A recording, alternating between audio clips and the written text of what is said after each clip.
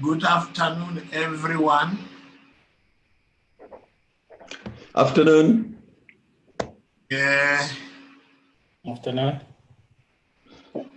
Thank you for coming in. It's just 1 minute after 3, and we thought we do not necessarily have to wait much longer. Those that are late, they will be able to join us.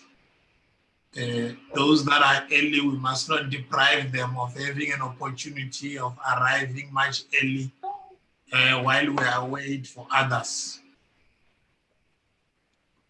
It's a Thursday afternoon. This is our third conversation as global change investors. And we are organizing these conversations for us to talk amongst ourselves and those out there. This week conversation comes in a very interesting time, particularly in the whole world, being engulfed with issues of racism, economic injustice, and inequalities following the death of George Floyd in the USA. And everyone is up in arms. They are trying to understand what has really transpired, or what is it that is still transpiring, or what is it that is still going on in the 21st century. We meet this week and this day, this morning, Ms. Cindy Ziller, the retired co-founder of the audit firm Mbeki. She wrote an opinion piece in the Financial Mail titled "Why Black Business Still Can't Breathe." And I think everyone will understand that she picked up that title from George Floyd's last words when he was appealing to say, "I can't breathe." But one of the things that I picked up in that Financial Mail article, it's when she was raising some of the challenges, and amongst others, she wrote the assumption that there is corruption factor when a Black person generally support a Black person business, while there is a trust factor when the white businesses support each other, and a wisdom factor when a Black person appoints a white firm. This is one of the challenges that she picked up in the article that she wrote in the Financial Mail. And I found that very interesting, that time and again we like talking about corruption, about trust, about wisdom when we refer to issues that pertain to either Black or white. But this afternoon, without even wasting much of our time, we have one of our guests in the name of Moeletsi Mbeki. I think everyone who is attending this conversation this afternoon know him, because he's one of our political economists in the country. Many of us, we have heard him commenting on several topics that affect our country, particularly our economy. He's also an entrepreneur in his own right, running several businesses. Amongst others, he's also the deputy chairperson of the Institute of International Affairs, based at the University of Witwatersrand. He is in our midst to share with us, having done a study over a period of time, studying South Africa from as far back as 1910 to where we are, understanding businesses that Afrikaners were running. And hence our topic this afternoon that will be addressing us on, what is it that African emerging farmers and businesses can learn from the experiences of the Afrikaners, the white Afrikaners in our country? What is it that as African emerging farmers and businesses can learn from the experiences We have just celebrated almost 25 years. We're on the 26 years now of our democracy. And I think all of us will appreciate this topic as we begin to unpack it for us. And without wasting much time, I'll then hand over to Mr. Mbeki to begin with his conversation, the presentation. You will have about 20 to 30 minutes of talking to us under this topic. Thereafter, we'll open up the conversation because it's not only up to him, also you that are attending this conversation, you'll have an opportunity to engage with him after he has presented his thoughts about this topic.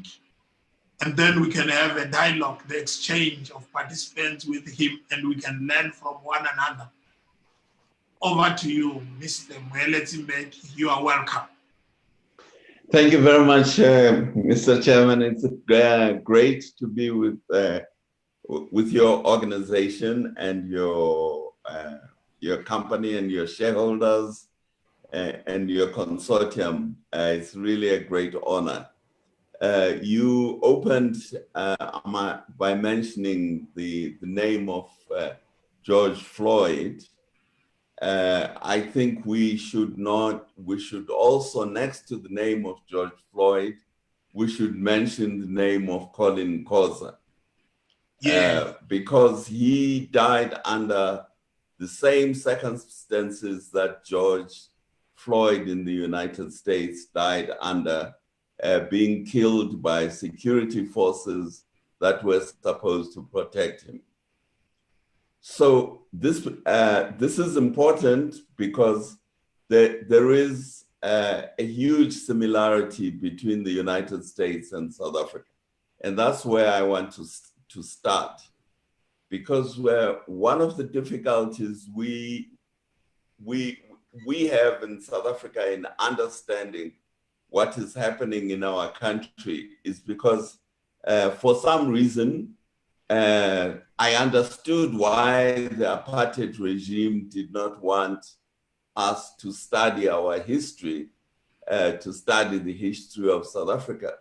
But I don't understand, but maybe with the death of Colin Khoza, maybe I should say, now I understand why the South African government is also not interested in us studying the history of South Africa. What is common between South Africa and the United States, and not just the United States, but the Americas and the Caribbean, and in Africa, Mauritius, is that these were countries that were set up after the so-called journeys of discovery of Christopher Columbus and Vasco da Gama. So these were the countries that were set up 500 years ago, about from 500 years ago when these journeys happened. And these countries are called the New World. Now, South Africa and Mauritius are the only two countries in Africa that are part of what are called New World countries. What are New World countries? Are the countries which were set up, as I say, 400 years ago. They were set up with the transportation of population from Europe to occupy the lands of other people in the Americas, in the Caribbean, in South America, and in South Africa and Mauritius. So there was a transfer of population of free people from Europe to occupy these lands. There was also a transfer of enslaved people from Africa and from Asia to go and provide the labor in those lands, in those countries that were set up. So you can see, and then in order to bring these populations from outside, you had to get rid of the people who you found there. So you had the extermination of the indigenous people, which we had in South Africa you had in North and South America and in the Caribbean. So these are the three very, very important things to understand about South Africa, which are the same as the United States. The reason the powers that be don't think George Floyd's life matters, and the reason the powers that be in South Africa don't think Colin Khoza's life matters are the same reasons. So that is, it's very important to understand this. So in South Africa, what we call today the Afrikaners, who were the Dutch, were the ones who established the settlement. And they established their settlement in the Mediterranean part of South Africa. We normally forget that South Africa is a big country with different climates, but it is important to understand this. So the European settlers settled first in the Mediterranean part of South Africa. And they killed the people who were there, many of them Khoi, the Africans who were there, and the San, who they called Hottentots and Bushmen. Those were the Africans who were living in the winter rainfall area of South Africa, which is west of where Port Elizabeth is today. East of where Port Elizabeth is today, you had the Bantu-speaking people who had summer rainfall crops like millet and sorghum. So their crops, which they had brought from Central Africa, West Africa, where they came from, were summer rainfall crops. So they lived in the summer rainfall areas because their agriculture required summer rains. The Khoi and the San, who were not agriculturalists, they were pastoralists and hunter-gatherers, lived in the winter rainfall because they were raising livestock or hunters. So they did not need the summer or winter rainfall for them. They could live in a winter rainfall environment. Now that population, a big part of it was killed to make room for the white settlers and to take their land from them and to take their livestock from them and to take the wild animals from them. The San lived off the wild animals. To take those animals from them, and they sold the ivory and so on. So what is it that we can learn from the Afrikaners? It's very important to understand, for us now to understand, that the Afrikaners became landowners, which they took, they didn't buy it, they took from the Khoi and the San African people in the Western Cape to start with. Secondly, they were slave owners. They brought in slaves from Mozambique, from Madagascar, from Indonesia, from Ceylon, from Bengal in India. These were the slaves that they transported to come and work for them. So when we look at the Afrikaners, it's very important to understand where their economic strength comes from. It comes from the expropriation of land of the Africans, first and foremost, as I say, in the winter rainfall area, and the importation of slaves from the rest from East Africa and from Southeast Asia. So that is a critic, and then the extermination of indigenous Africans, especially the San people, but also the Khoi people. So that's how, from those people built up the agriculture, which is one of the most developed agricultural systems in South Africa, which is the Western Cape agricultural system of vegetables, of fruit, of wine. And so that's where the backbone of Afrikaner agriculture came from. Now, if we move forward to the 1830s, I've started in the 17th century. If you go to the beginning of the 19th century, the British decided to abolish slavery.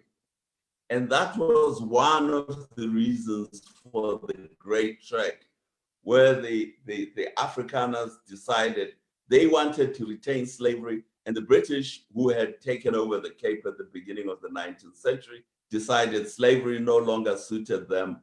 So that was one of the reasons for the Great Trek, was they wanted to create systems of unfree labor outside the area controlled by the British, which was the Western Cape.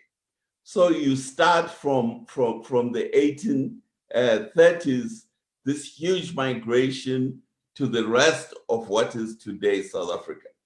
And that entails the dispossession of the African people, of their land, of their cattle, and turning them into serfs of the Afrikaner farmer, of the so they became serfs in their own land. So it's very clear what we can learn from the Afrikaners is that they built their economic strength by expropriating the Africans, by taking their land militarily, not buying it, by taking it militarily, by taking their cattle and then selling their cattle to Cape Town and wherever, and then creating a system of unfree labor, which was called the labor tenant or the sharecropper in South Africa. So from 1830 right up to 1899, the Afrikaners spread throughout South Africa and took the land that they took from the African people during that, let's say, 70-year period.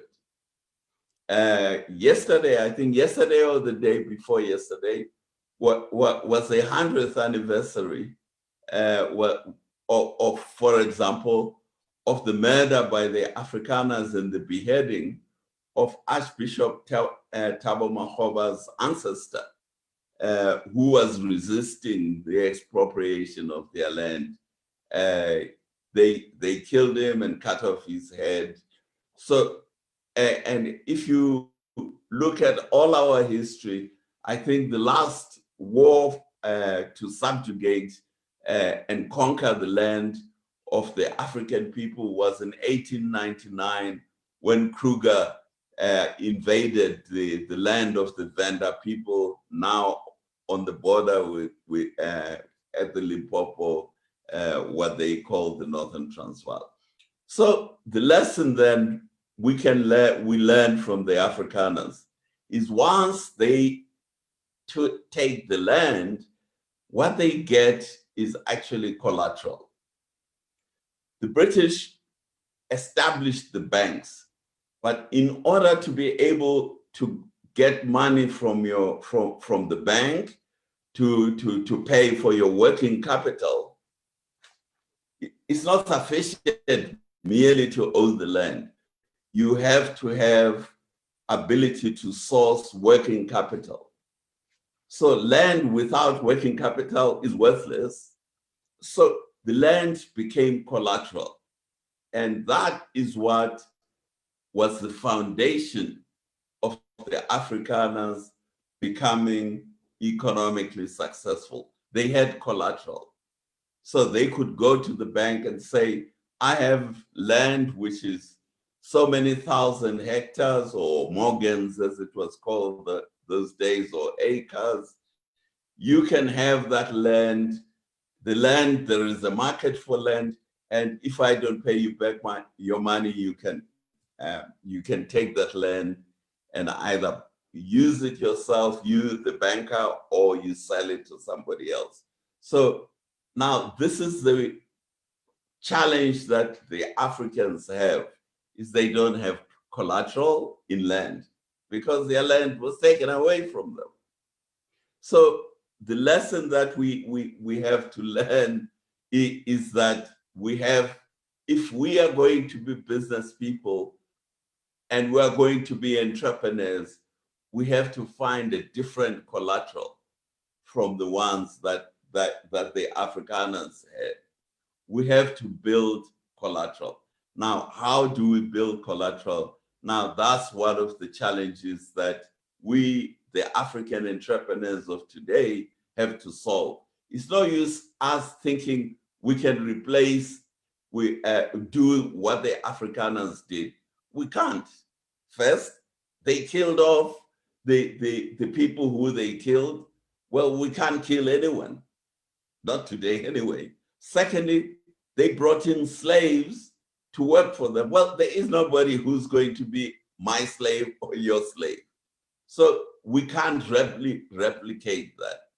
So if you want to start a business, we have to work out how do we generate the collateral. If you look, for example, at the establishment of, let's take the Rupert empire, Anton Rupert's empire, which is today run by his son, Johann Rupert.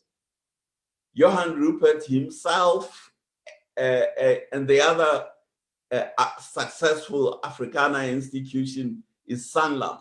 If you look at the foundation of Sanlam, the foundation of Rembrandt, they were all founded by savings by the farmers, especially the farmers in the Western Cape. They are the ones who provided them with the capital to start those businesses. So when we then look at how do we, the emergent African farmer or the emergent African entrepreneur, we have to find a solution to the collateral issue. We have to find a solution to who has the money to invest in our businesses, who amongst us has the money, or who amongst other South Africans have the savings to invest in our business so that we have the working capital to get our businesses going. I don't know, Mr. Chairman, if I have covered the grounds that we wanted. Now, the question of how to do all this, I think let's discuss it amongst ourselves.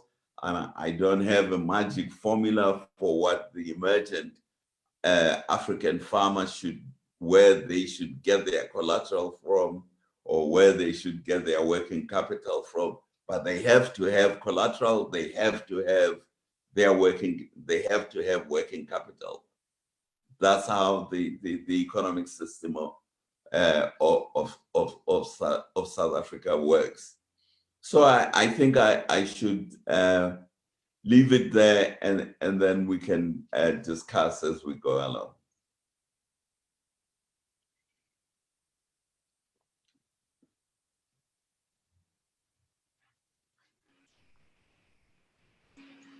Thank you, Mr. Mbeki, for such a thoughtful presentation, giving us the historical background to where we are. The issue of land and slave owners that the Afrikaners brought, I think it's something that we still need to grapple with by today. The issue of finding alternative collateral in the absence of land remains another thorny issue that I think the people that are attending this conversation today, they will be able to raise with you and amongst ourselves and says, how do we then begin to mobilize this collateral? I think from global change investors' point of view, I think that's where we started, wherein we're trying to mobilize our own financial resources to be able to attend to the issues of collateral to a point where we have also managed to buy our own land, a piece of land that we want to use for agricultural purposes. Colleagues that are attending this conversation, Mr. Moeletsi is with us here. He has raised the issues that he wants you to engage with him. There is an opportunity for us to do that the chat is open. Everyone can write in that chat group for Mr. Mbeki to attend to. And those of you that are part of this conversation through our Facebook page, you can also start writing there. We'll be able to receive those questions here so that we can then present them to Mr. Moeletsi Mbeki to attend to.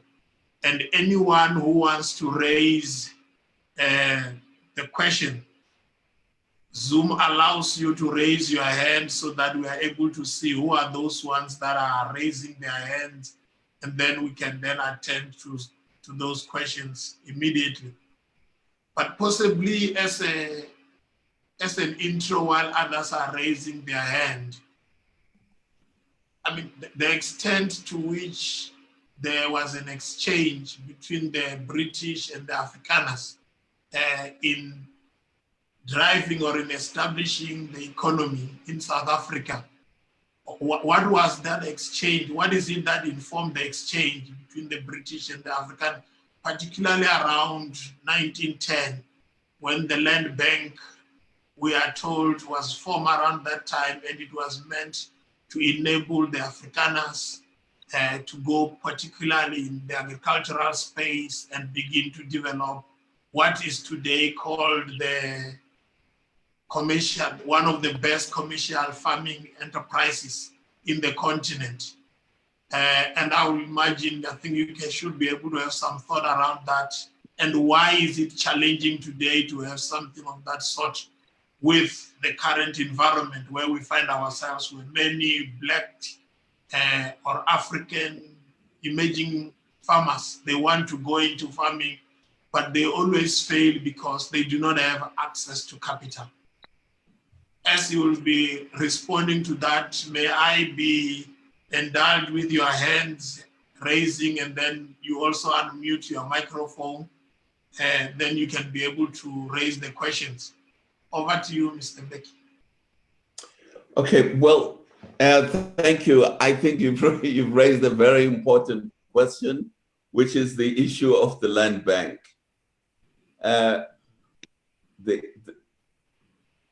Can you still hear me? Yes. Okay.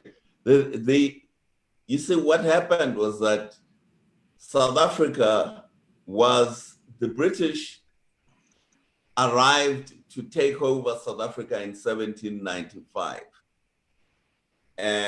because they wanted to control the sea route to India. And gradually they conquered the whole country until eventually in 1900, they destroyed the last remaining part of South Africa they did not control, which were the Boer republics. So with the Anglo-Boer War, the British controlled the whole of South Africa. It became their colony, the Cape Province, Natal, the Transvaal, and the Free State. So that became a British colony. Now the British were only here for the minerals. They were not interested in anything else. They wanted gold and diamonds. So in 1910, after they unified these 4 colonies, they chose the Afrikaners to run the government of South Africa, on the clear understanding that the British retained the ownership of the mines and the minerals, but everything else, anyone could buy the land and do their own businesses. But the British had to control the minerals. And the Afrikaners, the leaders of the Afrikaners agreed to that formula, which was Smarts, Jan Smarts and Louis Botha, and the former Hertzog. They agreed to that formula, that they will supply the labor of the Africans to the mines, to the British-owned mines, in return for them controlling the state. That's what the South Africa Act was all about, the agreement between them. So once the Afrikaner got hold of the state, which was in 1910, because remember, The Afrikaners, for other than in the Western Cape, they were mainly cattle and sheep farmers. They were not agricultural farmers in the way of growing crops. In fact, the real agricultural farmers outside the Western Cape were the Africans, who were the sharecroppers, who grew the crops in the land now owned by the Afrikaners and gave part of the crop that they had. So they were the Afrikaners were landowners and owners of cattle, but they were not really farmers in the way that they became farmers. So in order for them to now become farmers, they needed capital. And so one of the first things they did after taking control of the government of South Africa was to set up two things. They set up the University of Pretoria and the Veterinary Science Department of the University of Pretoria, and they set up the Land Bank. And the reason for this is, as I point out, most of them were cattle and sheep farmers. So they needed to train themselves, and they needed to set up a veterinary science environment in South Africa, because we have a number of diseases in South Africa for livestock, like rinderpest, blackwater, tuberculosis. These are the diseases of the animals. So you need a very strong, if you are going to farm in livestock, which the Afrikaners were farming, you needed the veterinary science. So today,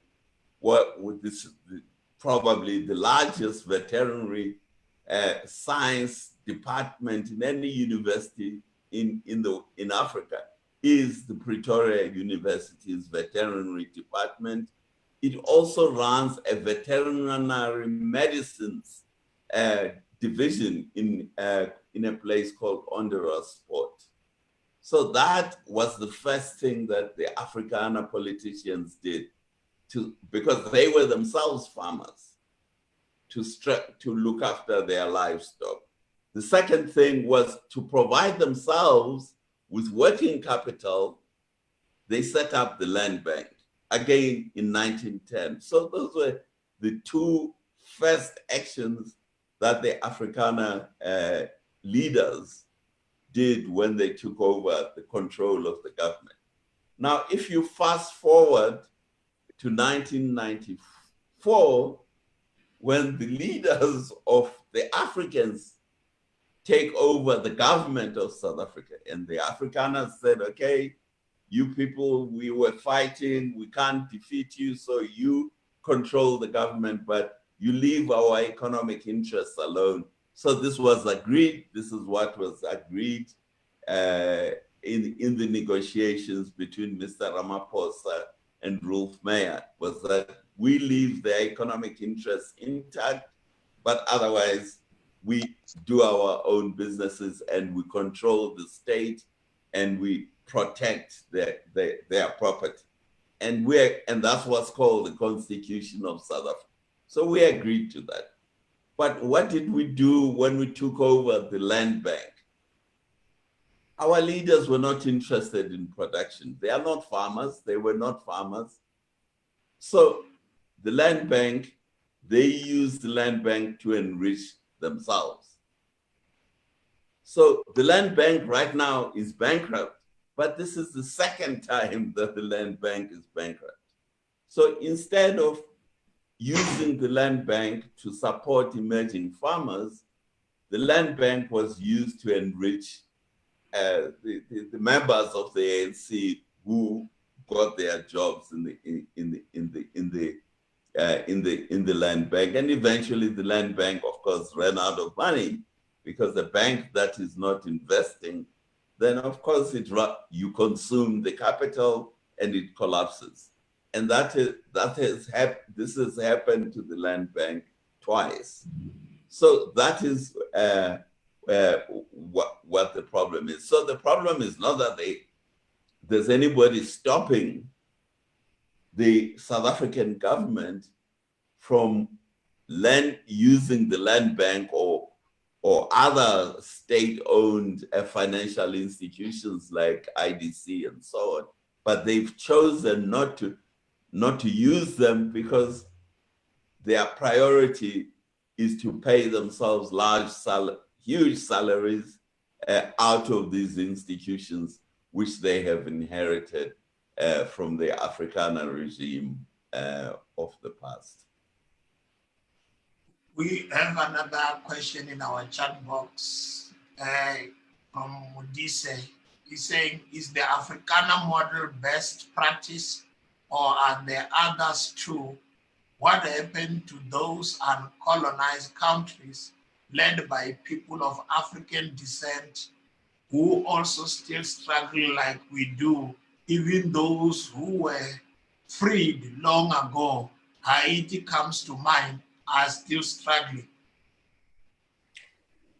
Yes, Haiti was actually the first country that fought for its independence and defeated not just Napoleon, but it defeated the British Army and the British Navy as well. So they have a heroic past. The other country is Ethiopia, another African country which was never itself colonized. And then you have two other countries in West Africa which were set up by freed African slaves, which is Liberia and Sierra Leone. So you are asking me what happened in these countries. Well, it's a long story, but I think we know what happened. Haiti was independent. In fact, Haiti abolished slavery long before the United States, and got its independence around the same time as the United States. So it was no longer a colony of France. And it abolished slavery. Now, the question of what do they do afterwards? Well, as far as I can understand, the little bit I know about Haiti, some new kind of an African elite replaced the old slave owners. They carved the farms of the former French slave owners, and they became the owners of these farms. Although they could not own slaves, they could employ workers, but they did not really invest in developing the country. But of course, they still had a debt which they had to pay to France, because the condition of the peace with France was that they had to compensate France for the loss of its colonies. So there are many dynamics that are involved there. When you look at Ethiopia was never a colony. Ethiopia was a feudal society ruled by kings and queens and aristocrats and lords, who ironically were selling other Africans to slavery in the Arab world. So we have our own side of history that we have to deal with. But in Ethiopia, because the feudal lords were more interested in collecting rent rather than in developing and modernizing agriculture in Ethiopia. So when you look at, for example, the agricultural equipment of Ethiopia, most of the plows that the peasant farmer uses, the small-scale peasant farmer, is still made out of wood rather than made out of metal.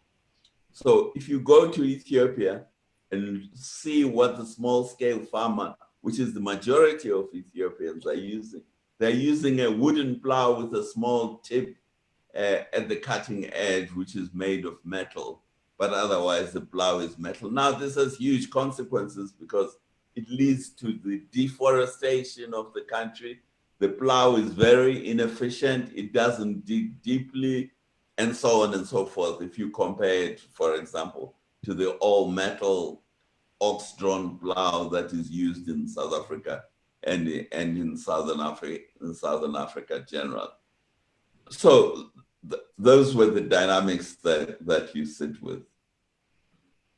I don't know if it answers the question. What happened to the two West African countries that you said they were set up? Because the question seems to say, but they are almost in the same difficulties that we are having in South Africa, even if they are not colonized. Yes, you see the two West African countries which were set up by the freed slaves who were, in a way, tried to replicate some kind of an upper class, which was made up of the freed slaves who were sitting on top of the indigenous African people. So what happened was there was a huge resentment that built up between these free slaves who came from the Americas to Sierra Leone and Liberia. And these ultimately ended up in the huge civil wars that we had 30, 20 years ago in both Liberia and Sierra Leone, mainly between the indigenous Africans who were not enslaved and the Africans who had been enslaved and came back and became the rulers in these countries. That's very basically what happened.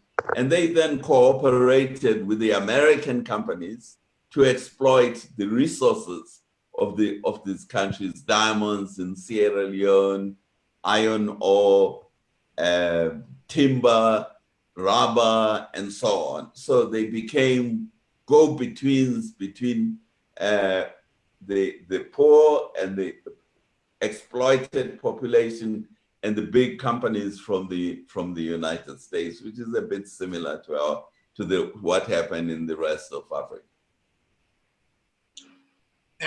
Colleagues, those of you that have questions, you are allowed to raise your hand, or raising the hand to alert me on this side so that we are able to establish and give you an opportunity to raise your question. We do not have one for now, but I was thinking aloud, particularly in, Mudisa, are you having another question? You can unmute your microphone if you have, or if you want to make a follow-up question to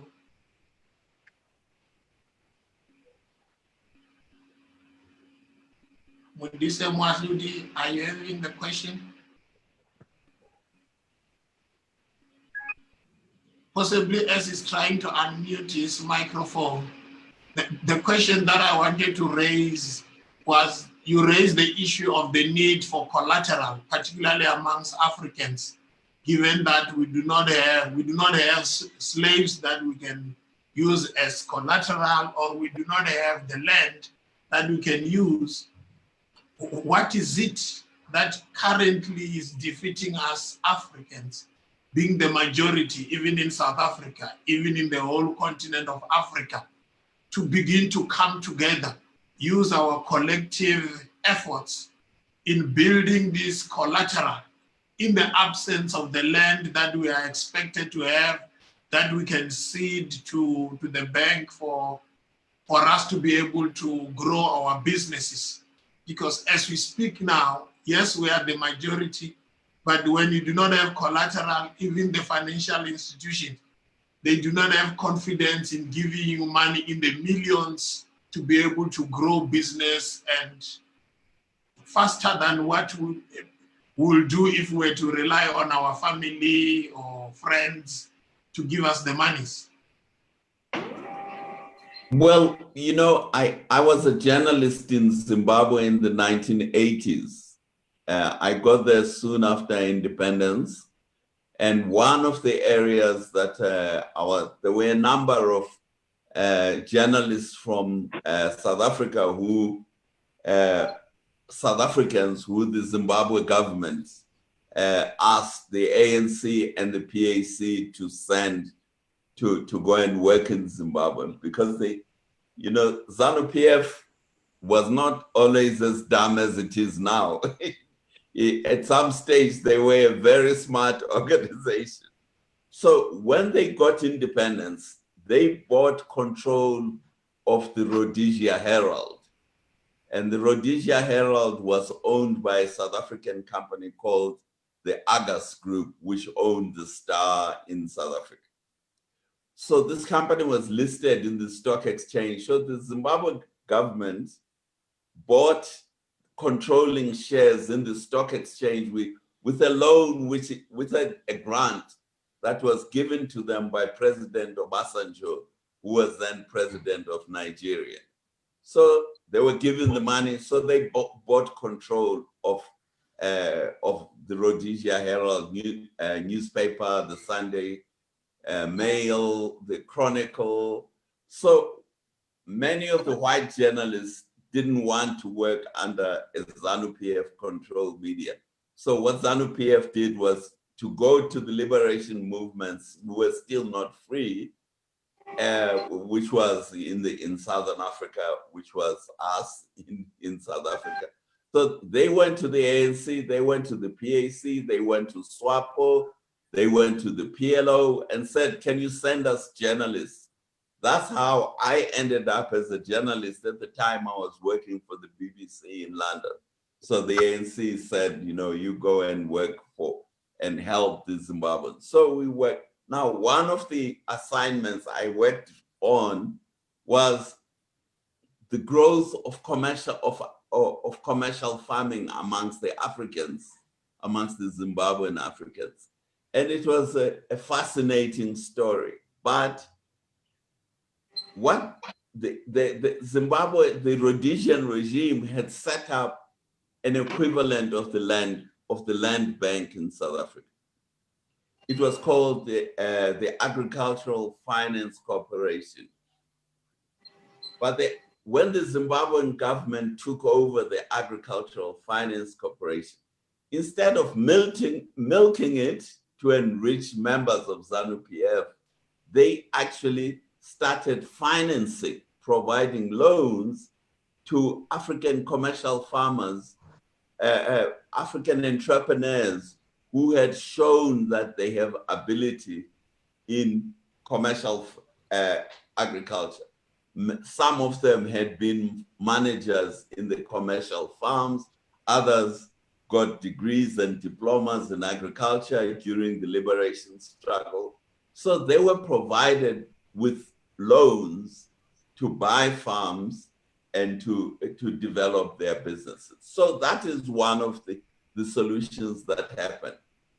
These African farmers, they became very successful, these commercial farmers. They were independent, African independent commercial farmers in Zimbabwe. So they were kick-started by funds from the Agricultural Finance Corporation. However, when ZANU-PF started mismanaging the economy and pretended that there were no African commercial farmers and then took over the commercial farming, they also took over the commercial farms of the African commercial farmers, because they said, you guys are supporting the opposition party. So they took over the farms of these guys. So what is the problem are we sitting with in South Africa and in Zimbabwe? Let's be more. We're sitting in with the problems with our political parties. Our political parties are more interested in power for themselves rather than economic development for the community and for the country. And they use political power to live large, to enrich themselves, rather than to support the development of the country. Zimbabwe is a very good illustration of that. You had very successful, not just large African commercial farmers, but even the small scale farmers started growing. Again, they got loans from this finance Agricultural Finance Corporation.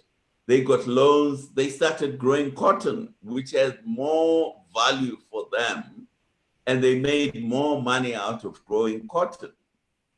So again, the small scale family farm also became more successful.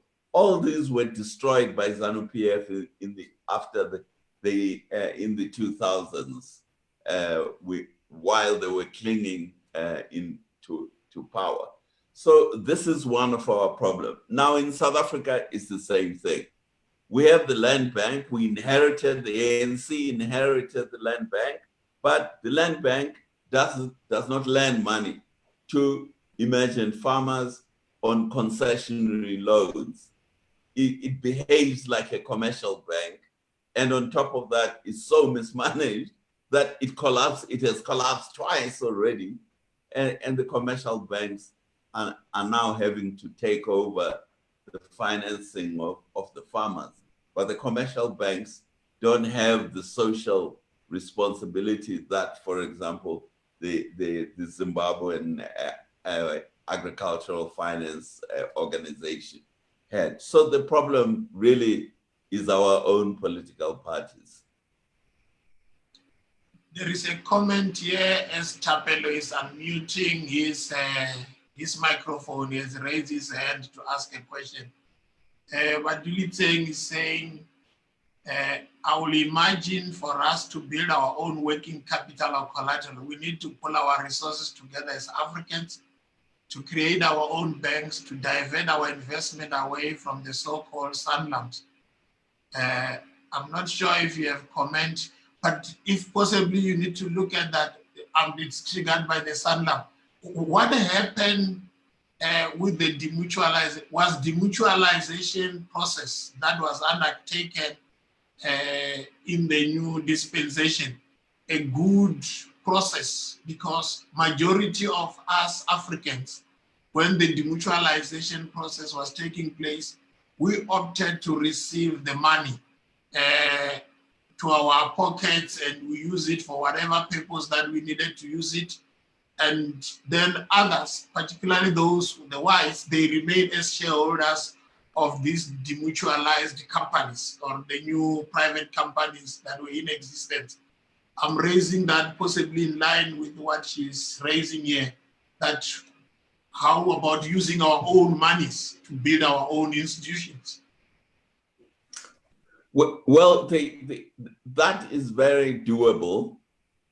I worked for COSATU in the early 90s, between 1990 and 1993. I was head of communication for COSATU, and I put a proposal to COSATU that the COSATU members should set up their own bank and follow the example of Sam Mutsuenyane, who had set up the African Bank. But the radicals, as they call themselves, shot down my proposal and refused to set up this workers' bank. One of the reasons I proposed we set up the bank was because we knew that many of the COSATU members were living in informal settlements. So we needed a bank that would provide them with the loans to be able to live in, to buy houses or rent more formal houses.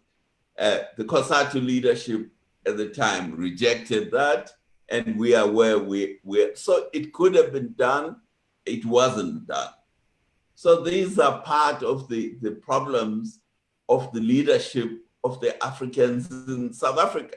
It's very easy to go and blame somebody else. But as I say, the Africans control huge amounts of money that goes through their hands. We are the largest group. We have a lot of cash that goes through our hands. And you are right, we could say there can be an African bank. As Sam Mutsuenyane showed how it can be done. It took him 10 years to raise money to set up the African Bank, but in the end, he did set it up. Today, Africans are the government, but they are not supporting Africans to become entrepreneurs. They want to live, they want Black economic empowerment, they want to be junior partners in white-owned corporations. So the question of the mindset of the African leadership, to me, is one of the biggest challenges that we have. It's not that if you look at the Stokvels hold billions and billions of rands, so the Stokvels can set up a bank tomorrow if they choose to, but they choose not to. So you have to ask yourself, what is the mindset that is leading to this situation?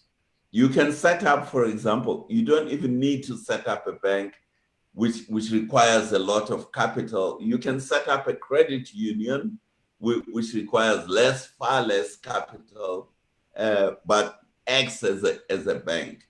So those are the issues that came.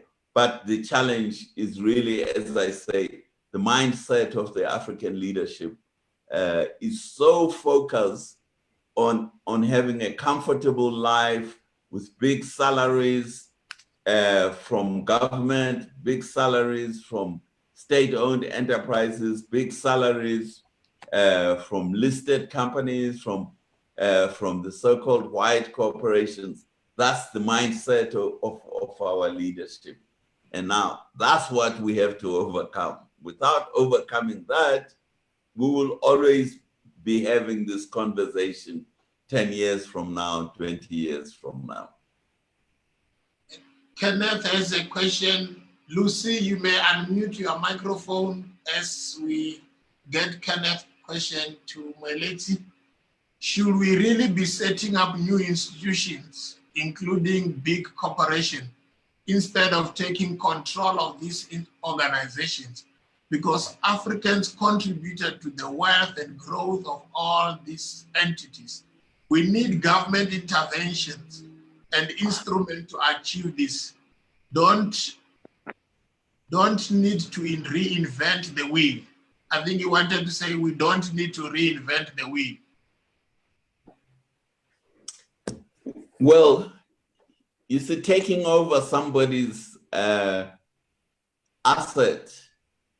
is not as useful as many people think it is, because the existing institutions have management, and that management has been developed. It has a certain morality, it has certain ethos, it has certain ways of behaving. If you take over somebody's institution, either you replace the whole management, but who are you going to replace it with? So many of these institutions, like the Land Bank, which the government inherited, have collapsed.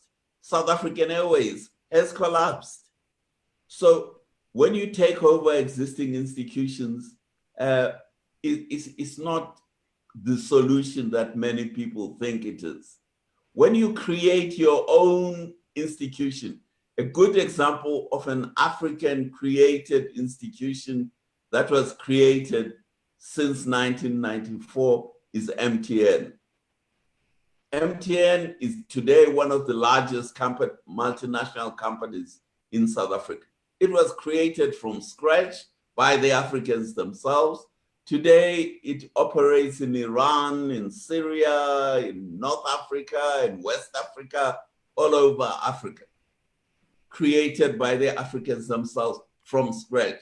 So it's their own institution. I mean, MTN was punished by the Nigerians unfairly, as far as I'm concerned. But anyway, they punished it, and it had to pay out $1.5 billion as punishment, which is just the greed of the Nigerian government. But MTN was able to pay that and has survived and has thrived as an African-owned multinational corporation. So I think we have to understand, taking over somebody else's company is not quite the solution that many people think it is. Because many of the assets that get taken over are actually depleted. There are people, for example, I noticed there are Africans buying coal mines from Anglo-American corporation. But the world is going away from coal mining.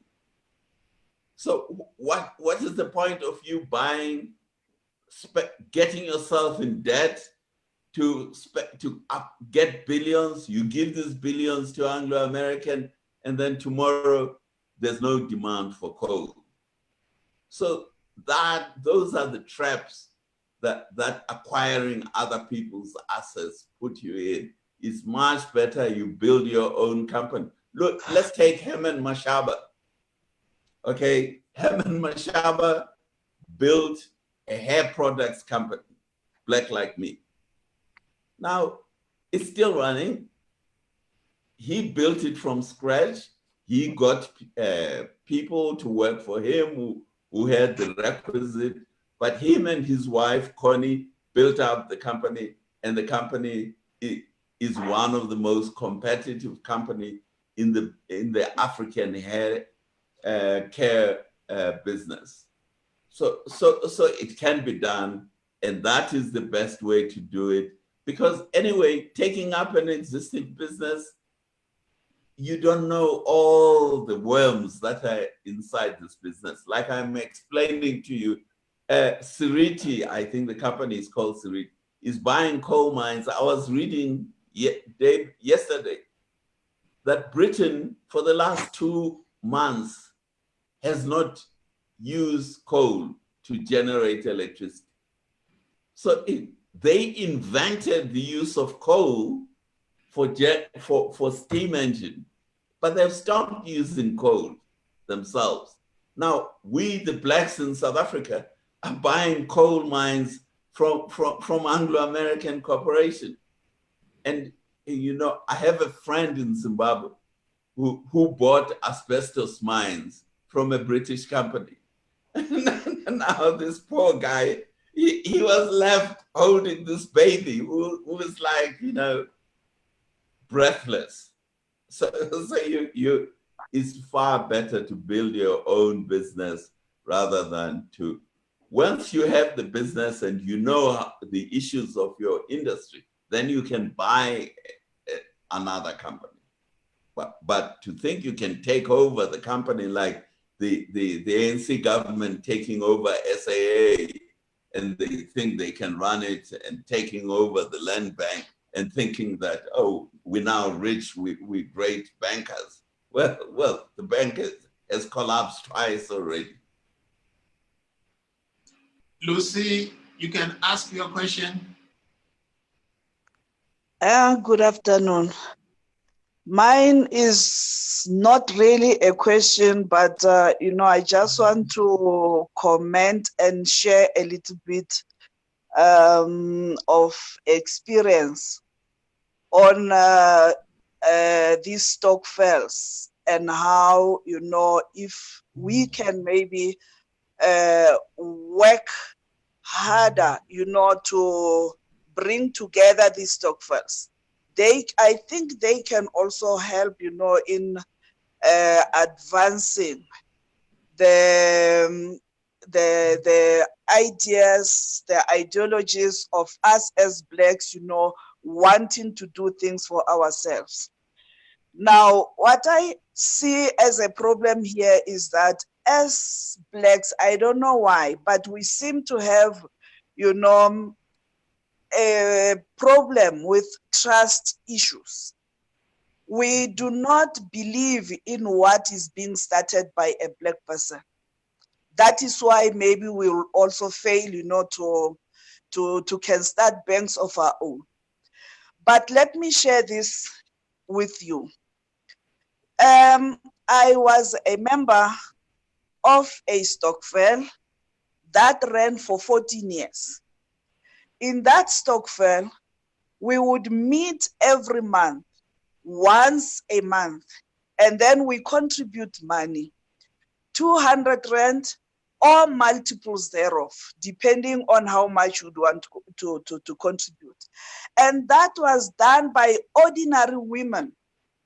You know, some were even using this grant money from the government, the social grants. They were contributing towards that. And what we'll do is that on the day that we meet to contribute this money, we'll contribute and we'll make loans on that day, and then we disperse.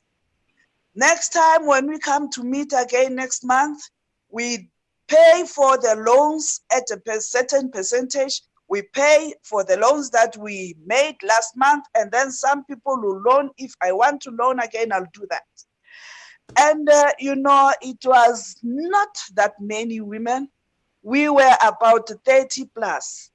But I would tell you that at the end of the year, when we go to share the money, it will be 1 million plus, you know, close to 2 million rand, from 30 people contributing 200 rand.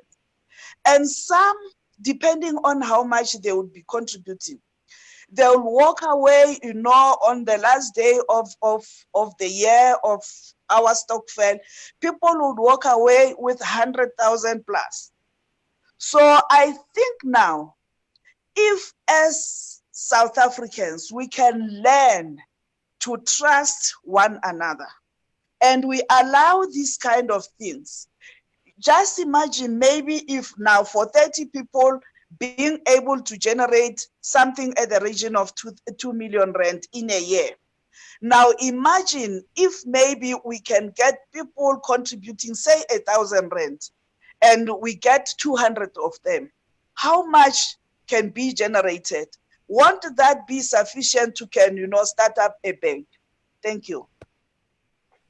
Possibly before you comment, I wanted to add, to say, but the current model, it is alleged that there's about 40 to 60 billion that get accumulated during the year, and at the end of the year, this money, either in December or early January, the money then get dispersed to the individual members, and we restart again. And how do we then, because it does look like we are using this, possibly financial institutions, they know they can use this Stokvel money during the course of the year, and at the end of the year, they just avail this money, but they avail it as is with just some little interest, like I think what Lucy said. Well, you know, I agree completely. That was the point I was making about Stokvels. Every country has a different network of banks. So, for example, the Netherlands has one of the largest agricultural banks. It started off rather like the Stokvels, but it got built up into an agricultural bank to service the farmers in Holland. Today, it is the second largest bank in the Netherlands. So as far as I'm concerned, there is nothing stopping the Stokvel movement from setting up its own bank or setting up its own credit union or setting up its own insurance company. They have the money, they have, as the sister was explaining, they accumulate a lot of money, which then they distribute out for consumption. Instead of distributing it out for consumption, it becomes capital and it is invested in a financial institution, which will then lend entrepreneurs the money, and it grows as a financial institution. So I agree with her completely. Let's change our mindsets. Now, she mentioned a very important issue, the issue of trust. A few years ago, I was invited by the South Korean government to visit Korea. And one of the places that I visited was where Samsung started, this huge Korean company today called Samsung. Samsung, the first was trained, worked with a Japanese company called Sanyo. And Sanyo helped Samsung to make its first radio. But the first radios that were sold, that were made by Samsung, were not sold as Samsung radio because Samsung leaders felt that the Korean people will not trust a product made by a Korean company. So they were actually marketed as Sanyo radios because this was a Japanese company. It's only later when they started marketing and so on that gradually they got marketed as Samsung radios. Today, Samsung is one of the largest companies in the world. It's one of the largest industrial and telecommunications companies. My cell phone is a Samsung cell phone. So those trust issues are there. Other people have been faced with them in different parts of the world, and you have to find a solution to them. And as I point out, I've been to Lebanon. For example, the reason I went to Lebanon was because the Lebanese had shares in MTN, and they wanted to know where can they invest in South Africa. I recommended to them, they went to the South African ambassador and asked him they want to invest in South Africa because they could see the successful South African company called MTN. So they thought, well, let's make more money in South Africa, let's see. So the ambassador asked me to go and meet these ultra wealthy Lebanese to discuss with them. So I went to Lebanon, to Beirut, which is a very scary place, I must say, because of everybody's against everybody. You think we have problems in South Africa, just go to the Middle East. Anyway, so I went there and I met with this gentleman. He only had an hour and a half for me over lunch. So he gave me lunch, he took me out for lunch, paid for the lunch, and he asked me, where should he invest in South Africa? And I told him, invest in cement. Go and invest in cement because there's demand for cement. There will always be demand. Well, he didn't do it. I don't know why not, but that was the advice I gave him. So I'm just illustrating the point that South Africa has massive opportunities that other people like the Lebanese are seeing. They are seeing South African companies. They don't ask whether MTN is black or white. They see MTN is efficient. You get your phone calls, and that's it. And they invest in it. And the Lebanese have invested in MTN. And the Nigerians are now, while before they tried to destroy MTN, MTN is now listed in the Lagos Stock Exchange, and they are investing in there. So it can be done, but the Stockfells, I think we should set up, your organization should set up a small unit to look into what is the best way to manage in a more productive way the savings, the huge savings that Stockfells have to, for example, set up a new agricultural bank that won't keep collapsing every 2 or 3 years like the government-owned land bank. You did touch on what Mdise was making a follow-up on when you made an example with the Korean Samsung, because it's making a follow-up, is asking about the Afrikaner model, if there are others that we can look up to, apart from the Afrikaner model in South Africa.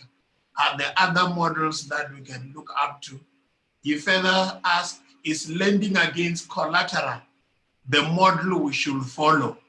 What about the land owned by the state? Well, the land owned by the state in South Africa, the state owns a lot of land, but we have to understand what type of land it owns. For example, Kruger National Park, that's state-owned land. And there are other national parks like that. So I think we are all agreed that we want to preserve the wildlife of South Africa. So we want to keep that land in the hands of the state to raise wildlife. The land in the former homelands, the former Bantustan, that land belongs to the state. Again, in my view, there's no point in that land being turned into private land, because then you will have to evict the people who live there because they don't have money to buy into that land. So you are back to the 87% of South African land that is in private hands, in the hands of the commercial farmers.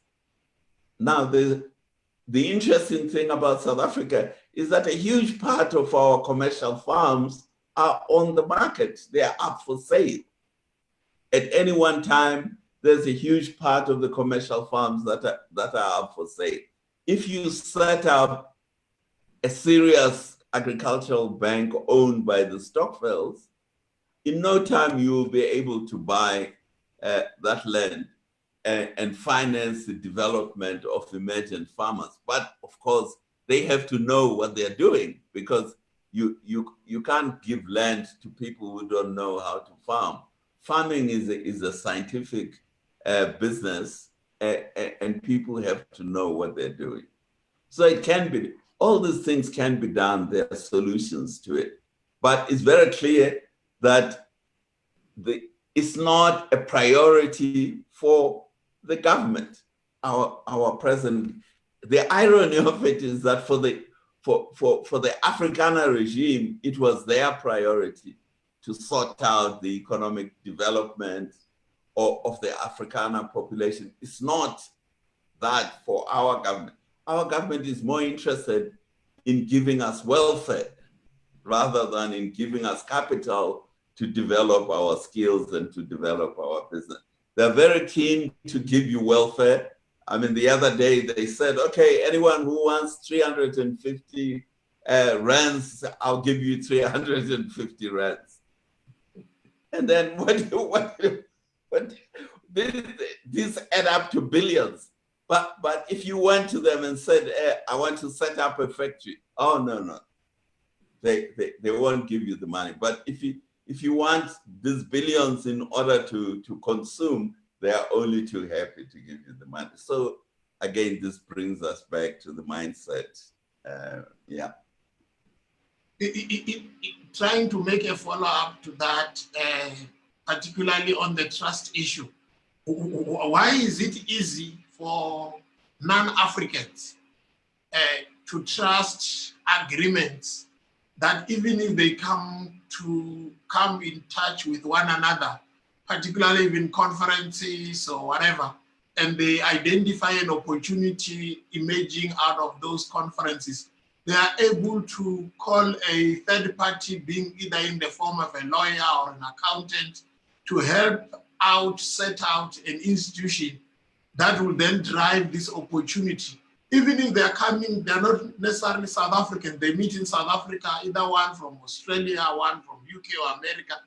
It's easy for them to trust on legal instruments like contracts, non-disclosure agreements, all these type of contracts, they are able to stick, and they set up a company that will even grow before us and become a bigger supplier of what we need, whereas we cannot trust in the documents. We cannot trust in agreements that we ourselves write for ourselves in setting up these institutions. Because I'm thinking of a situation wherein, to mobilize 200 members to set up a credit union, like you have said, it will take years and years. We don't even have more than 30 credit unions in the form of cooperative banks in South Africa or cooperative financial institutions in South Africa.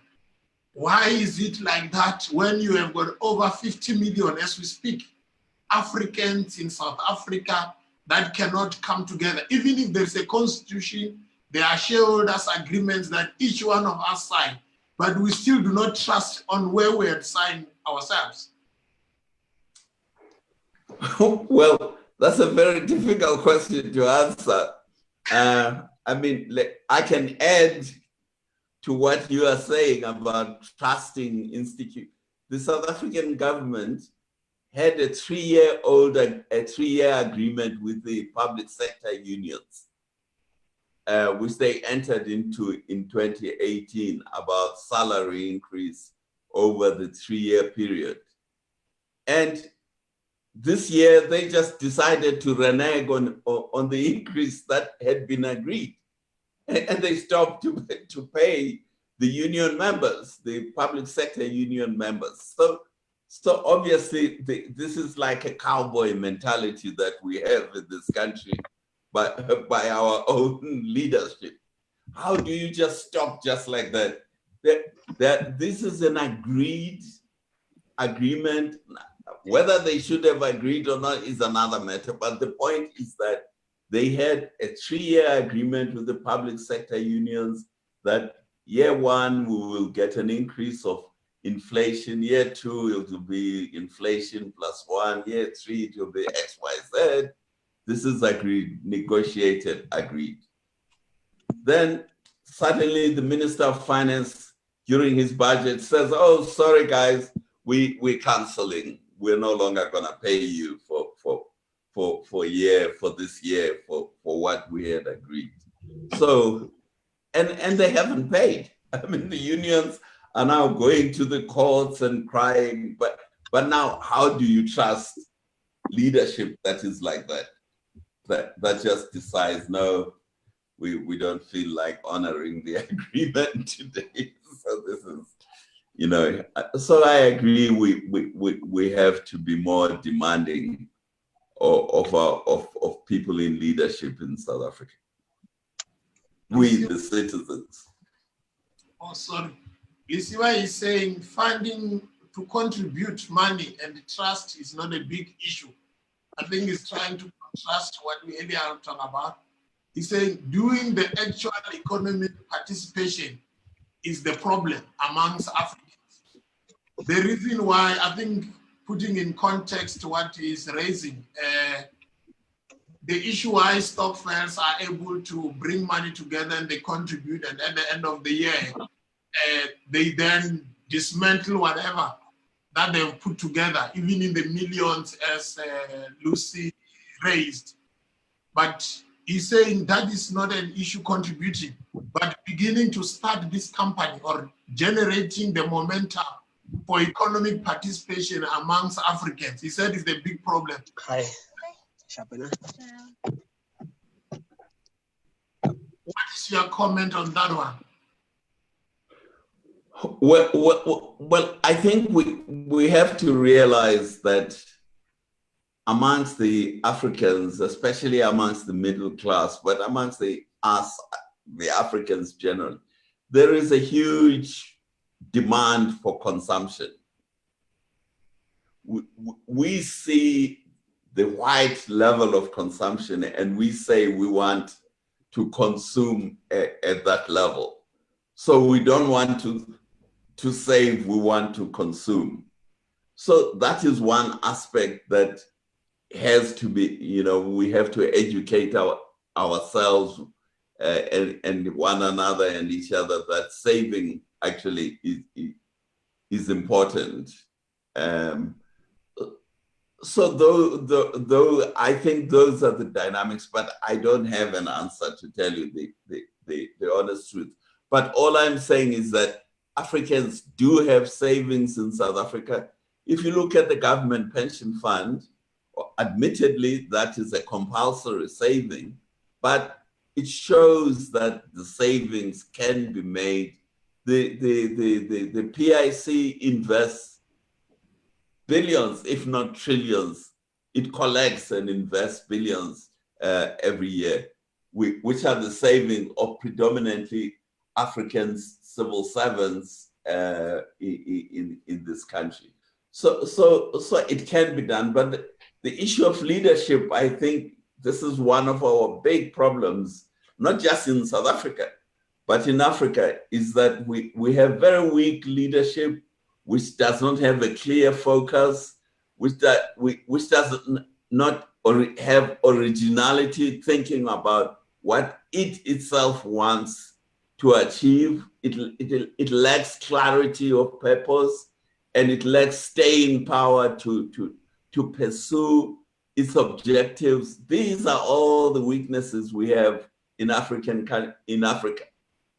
I've lived in South Africa, in Zimbabwe, in Tanzania, in Zambia, and I have observed the same. I've tried to do business in Ghana, in Ethiopia, in Kenya.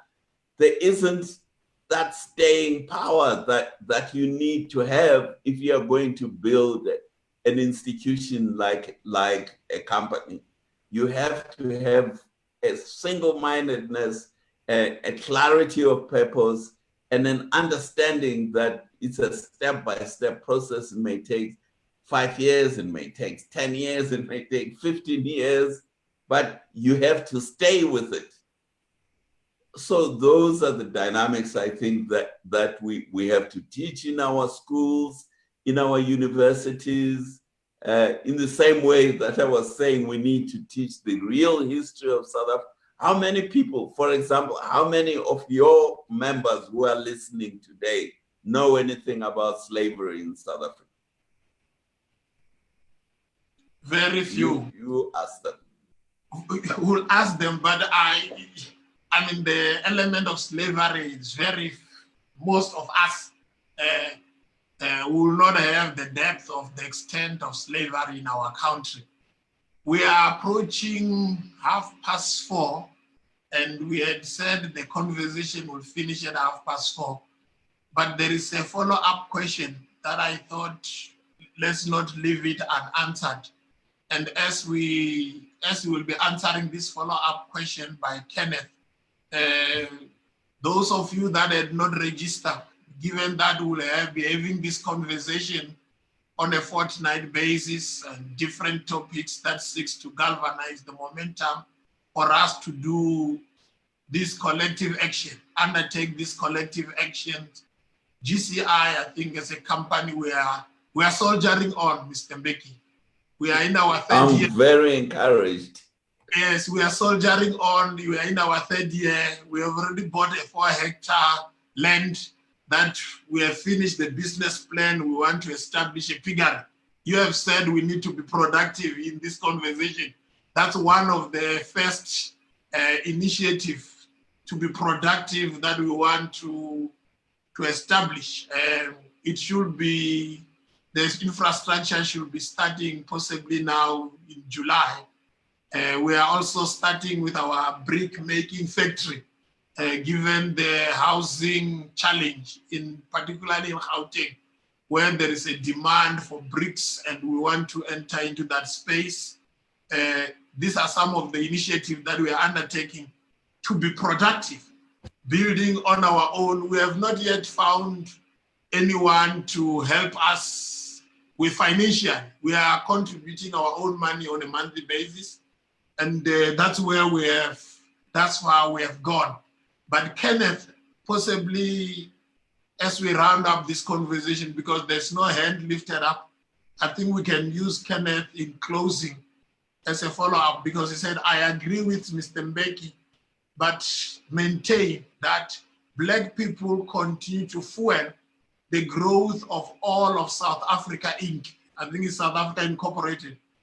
For example, what is the first port of call grant receipt? And Black consumers spend their money, ShopRite, Pick and Pay. Oh, he said, what is the first point of call for the grant recipient? And Black consumers, they spend their money with ShopRite, Pick and Pay, etc. We need a multi-pronged approach. Can't leave this white-owned corporate to their own devices. The ownership should cut across all sectors of the community. How do you finance this? blacks must come to the party, or banks must come to the party, guaranteed by government. For example, shopping centers have mushroomed in the township. Who owns these shopping centers and who are the tenants in these centers? Sorry for belaboring the issue. Commercial banks need to come to the party. That's what Kenneth, in his attempt to bring back that question, to say it's possible, banks must come to the party, government must also come to the party, we too must also come to the party. Over to you. Well, okay. You know, I agree and I disagree with Kenneth. Let me start by saying that, okay, I want to show my support for your pig project. I will also contribute to it. So after this, you and me, we can discuss how I can contribute. But it has to produce a profit. If it doesn't produce a profit, then no, because for my savings, I want a return. Yes. So this is what colonialism taught me, and I'm sticking with what the colonialists taught me.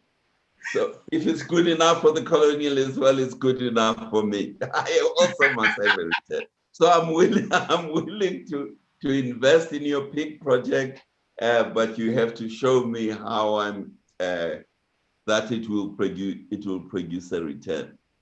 Now, coming to the party, is the thing, again, in theory, the banks, the commercial banks should come to the party.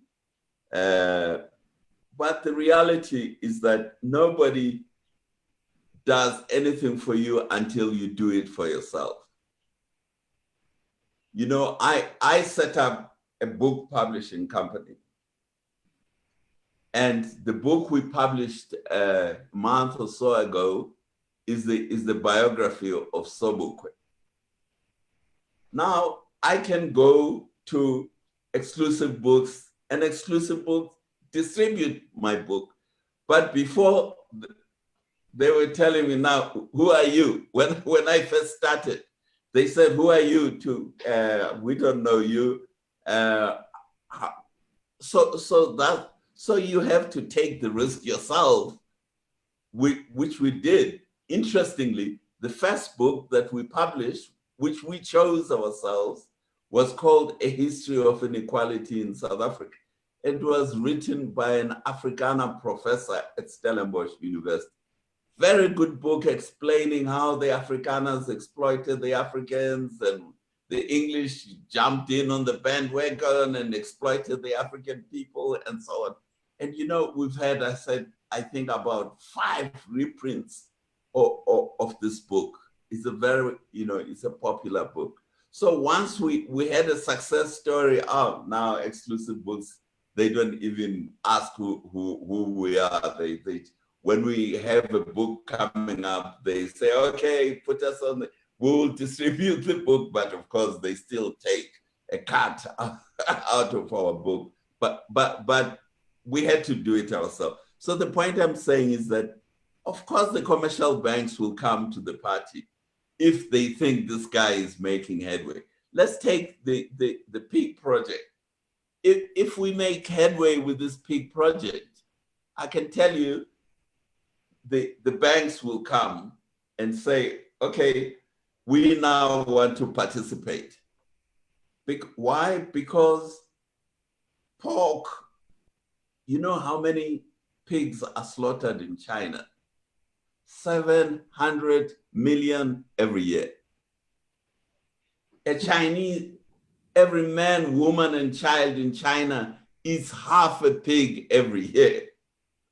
So it's a huge business, pigs. So Standard Bank knows that. They have a relationship with the Chinese. FNB knows that. They all know it. But until we start our own and it works, they will say, okay, let me look at the business plan. Let me look at this. How much risk is this, et cetera, et cetera. and then we can spend a year, 2 years arguing with them. But if we get our little savings together and do it and run it professionally, then they will say, oh, hey, these guys are making money. Woo-hoo. Let them put their money in my bank and I'll make profit out of their money. And so they will give you more, they will lend you more money. So I'm not persuaded myself that we need to worry about whether the commercial banks come or don't come to the party. As I've been trying to argue, and I think other people agree, we have lots of savings amongst the Black population in South Africa.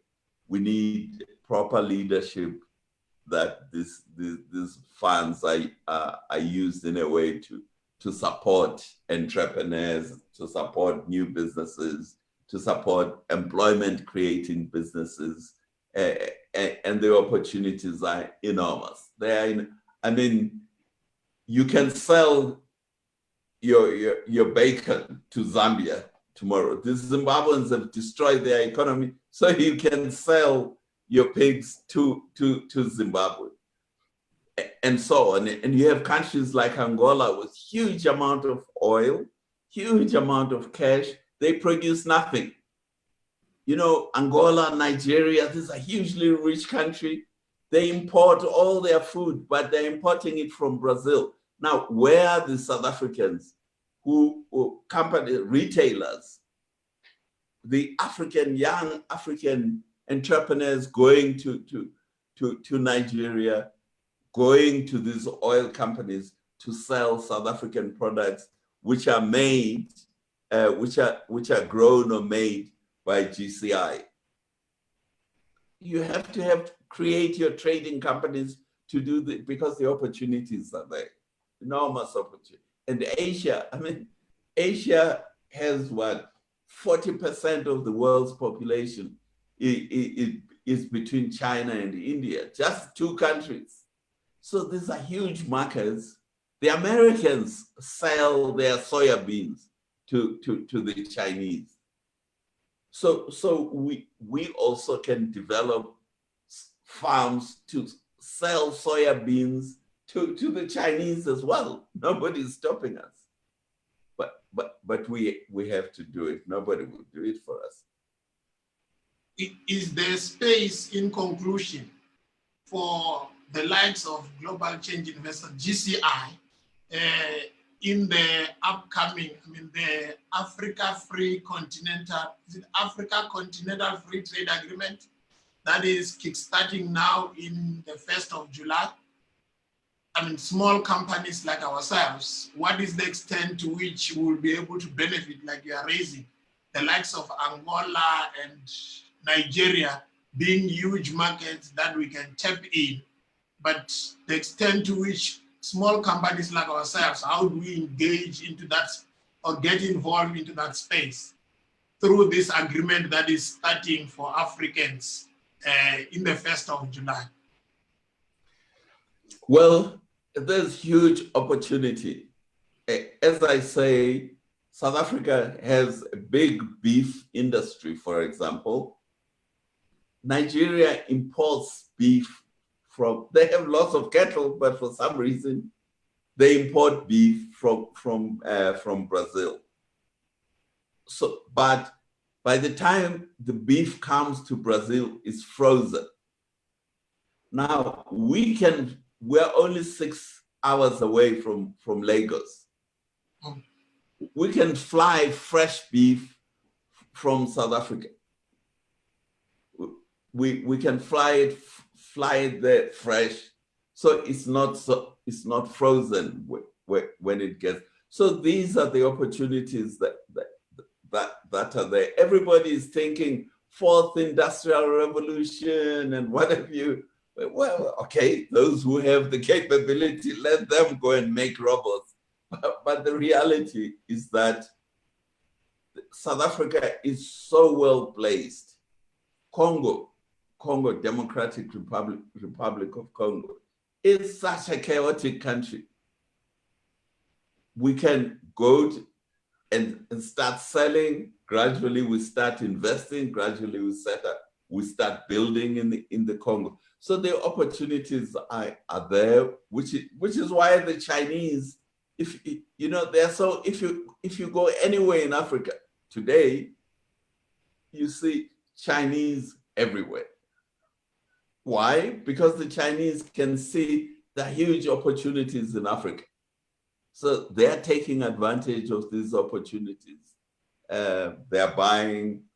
I visited a market in Mali, in Bamako. This is an open air market, this huge market. The Chinese were there selling plastic flip-flops. So they come all the way from China to sell plastic flip-flops, but they were making money. Next to them was a gentleman selling traditional medicines, African medicines, including snakes and God knows what have you. The Chinese were totally unruffled. They're selling their flip-flops there. So why can't we do the same? If the Chinese are doing it, we can also do the same. But we make the flip-flops in South Africa. Perfect. There's one hand just lifted up. Can we take it and then do close? Kenny, you can unmute your microphone and just bring forth your question. You will be the last one. We have already overlapped our 16:30 time slot that we have set for ourselves. If you unmute yourself quickly, then you can ask this question, your question.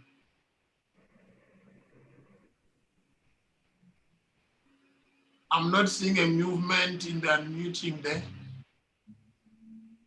Oh, he said it's covered with the question of the answer that you gave. Colleagues, those in GCI and those that attended the conversation as part of us building the capacity for us to understand, we are thankful you made the conversation a success. And we are also encouraging you to register. We posted the attendance register.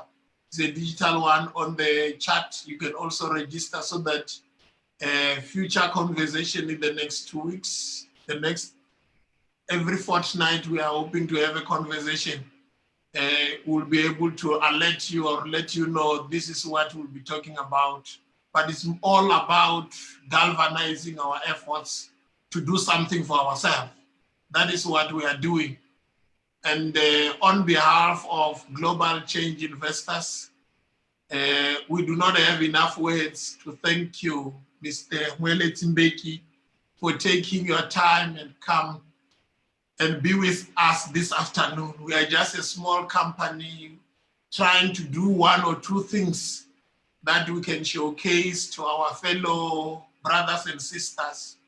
To say it is possible to start from zero, because that's where we started in 2017, August. We didn't even have a bank account after registering our company. We had to go and open a bank account, start depositing the money. And that money has enabled us to buy the land where we'll be establishing our own piggery. We don't owe anybody in that land. We bought it cash. And that's why we can be able to set it up. Anyone who wants a collateral, we can use that land now as a collateral for this piggery that we want to establish. We are thankful for taking time to be with us. Thank you. Words may not be sufficient. And as you have said, you want to also put your money in the piggery. We'll have a conversation outside of this conversation to say how you put your money into that piggery, and then we can run it. We are hoping to run it successfully. The numbers are looking good, and we hope they will also be good to you. Thank you, and you can have your last biting shot, and then we go. Yes, I'm very encouraged by Global Change Investors that you actually have projects that now are on the road that you are funding yourself. That's why I'm willing to contribute to the Piggery project and keep up the good work. You know, you will succeed. South Africa and Africa has enormous opportunities. Other people from other parts of the world know our opportunities, and don't waste your energies trying to take over coal mines from white companies who know that the coal mines are worthless. Do your own thing, and I have no doubt whatsoever you will succeed. And thanks for giving me the platform. Thank you, and thank you again. Okay, good night. Colleagues, the conversation ends here. Those that have registered, they will be able to find the clips of this conversation. We were there on Facebook. If anyone tells you or asks you, where is the clip? You can also find on our Facebook channel, Global Change Investors, GCI. You can find this conversation, it's live there. We'll also have some few small clips out of this conversation that we'll share with you as and when these conversations are unfolding. Thank you, and let's have a good night, and let's continue to talk about how we do things for ourselves. Thank you.